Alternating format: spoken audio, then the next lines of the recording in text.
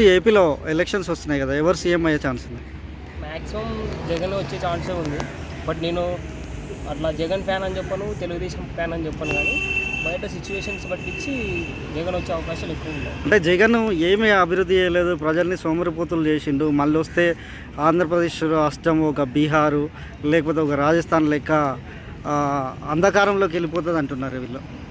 Maximum ఆపు ఇప్పుడు vote శాతము 100% తీసుకుంటే ఒక 50% ఓట్లు పింఛనీళ్ళు ఇచ్చిన వాళ్ళకి కానీ 40+ ఏజ్ ఉన్న వాళ్ళకి ఎవ్రీ ఇయర్ 80,000 ఇచ్చిండు. అట్లా వాళ్ళు కానీ ఇస్త్రీపేట కార్మికులంట, ఆటో వాళ్ళు, ఇట్లా ఈ శాతం ఓట్లు మొత్తం 50% ఓట్స్ అన్నీ జగన్కి వెళ్ళిపోతాయి.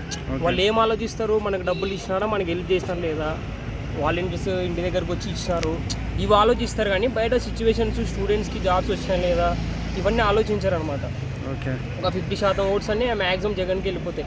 మిగతా 50% ఓట్స్లో అటు ఇటు కావచ్చు. అంటే అభివృద్ధి చేసిండా ఏమైనా జగన్మోహన్ రెడ్డి? అభివృద్ధి అంటూ అట్లేం చెప్పలేము, కానీ బట్ బయట సిచ్యువేషన్ ప్రజలు అనుకునేది ఎక్కువ జగన్ వస్తాడని అనుకుంటున్నారు.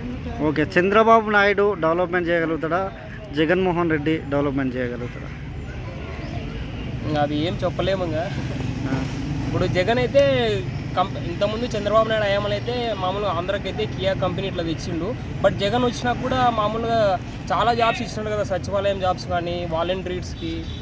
అటు చంద్రబాబు నాయుడు అభివృద్ధి చేసిండు, జగన్ అభివృద్ధి చేసిండు. ప్రజలు దాన్ని చూసుకొని చేస్తే బెటర్. ఓకే, కియా కంపెనీ అంటే ఇప్పుడు వీళ్ళు కూడా ఒక 17 మెడికల్ కాలేజీలు తెచ్చిండు. అదే చెప్తున్నా కదా, నేను ఎవరిని తక్కువ చేసి మాట్లాడలేదు, ఎవరిని ఎక్కువ చేసి మాట్లాడలేదు. జగన్ అభివృద్ధి చేసినాడు, చంద్రబాబు నాయుడు అభివృద్ధి చేసినాడు, ఇద్దరు అభివృద్ధి చేసినాడు. ఓకే, ప్రజల డెసిషన్ నెక్స్ట్ వచ్చేది. అంటే ఆంధ్రప్రదేశ్ నీకు పోల్చుకుంటే యాక్చువల్లీ మొత్తం వ్యవసాయ భూములు ఉంటాయి యాక్చువల్లీ అంటే ల్యాండ్ కూడా తక్కువ ఉంటుంది యాక్చువల్లీ. అలాంటి ఆంధ్రప్రదేశ్కు డెవలప్మెంట్ సెక్టారు ఏ రంగాన్ని అభివృద్ధి చేస్తే డెవలప్ అవుతుంది అంటారు?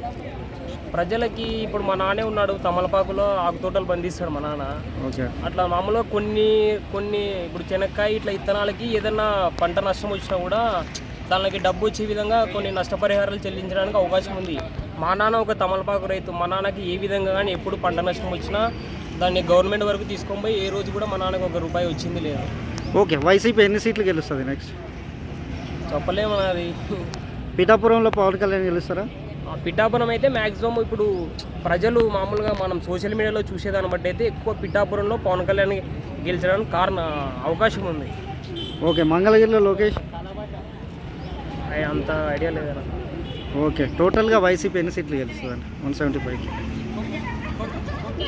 మ్యాక్సిమం 100%లో 60% ఛాన్సెస్ వైసీపీ గెలిచడానికి ఉన్నాయి. Okay, thank you. అటు ఇటు ఎవరైనా చెప్పలేము, లాస్ట్కి అది ప్రజల నిర్ణయం కదా, ఎవరు గెలుస్తారనేది ప్రజలు నిర్ణయిస్తారు. Okay, thank you. అది మంచిగా ఇంకోసారి గెలిపిస్తాడు.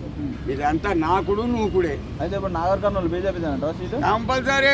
ఇది నా వాగ్దానం. ఏమన్నావు తాత అనాలే.